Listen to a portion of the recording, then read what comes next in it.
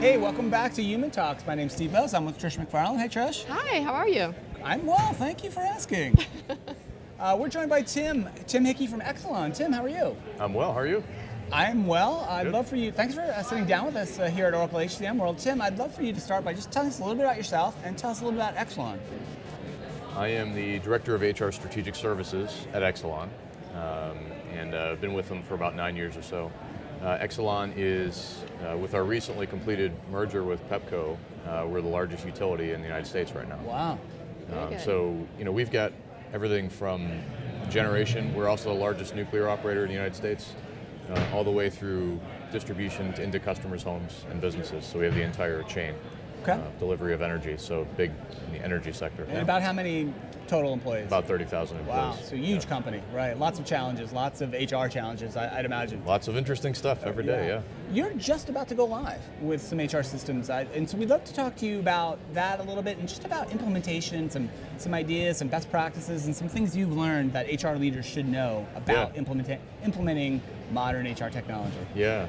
So, we're on the verge of our first wave of releases. We're implementing recruiting, compensation, onboarding, May 23rd. Okay, so very soon. It's very soon. We're pretty excited about that. And then we have our timekeeping implementation in November of this year.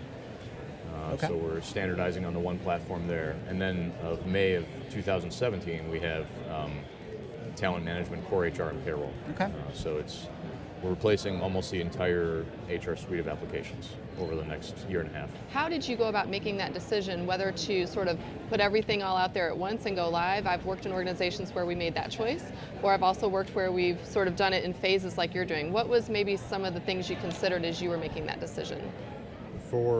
I guess the reason why we're on this journey now, so I'll take that first, is we're at kind of a unique place where Exelon, we're working on really operational excellence and cost control right now, and that's in part due to natural gas being so cheap.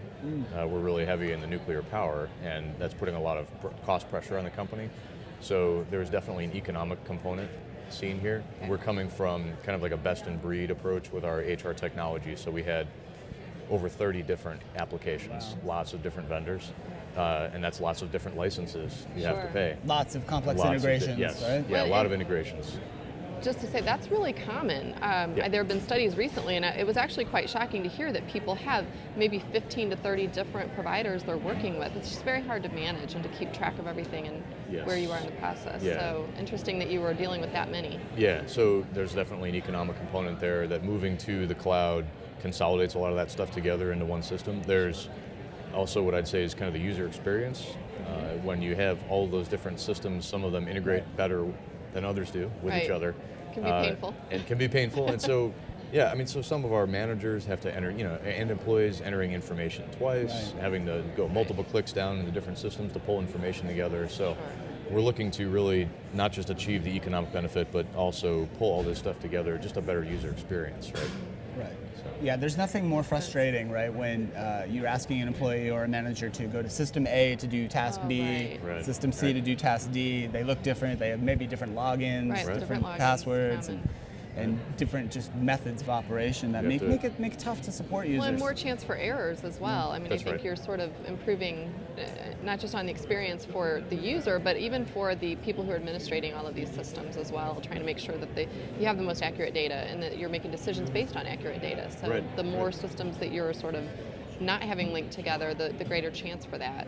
That's right. So if I have a different core HR and a different talent management system, if I'm an employee and I just got like a project management certification, I'd have to remember right now to put that in both systems. Wow. Otherwise, it might not get picked up in one set of conversations. And if I put it in slightly differently in one system from another, then the question is going to be which one's accurate, and it's a difficult space to be in. It is. What are some of the top lessons learned, or maybe you wish you knew, who had known, 6 or 8 months ago? To some extent, I think it's important to not view it just as a technology implementation, and I think that's kind of a mistake. People lead with the technology. We've kind of had to continually reorient ourselves to the fact that this is really a transformation. So it's an opportunity to clean up your processes as well as just implement some new tech. In fact, you should really be leading with the opportunity to transform the processes and think about it from not just the standpoint of the stuff you're going to be working with on the screen, but what's the user experience, what's going to go through their mind, how are they going to use it, and approach it from that lens. It's going to be much easier. I mean, at the end of the day, I can't believe I'm going to say this, but at the end of the day, the technology is the easy part. Right.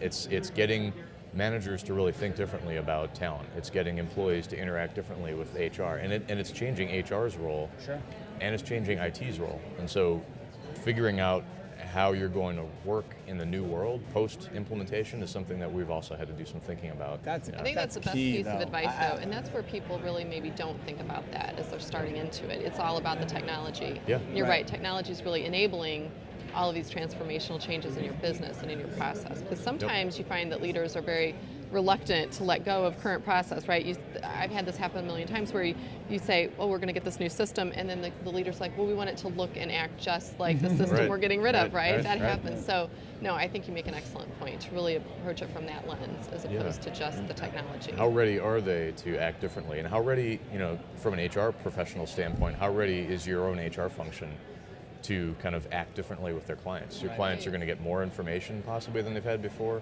They'll be asking more questions. You got to stay on your toes more. It changes the whole dynamic, right? Sure. This is exciting. Well, Tim, thanks so much for joining us on Human Talks, and good luck with phase 1 and phase 2 and phase 3.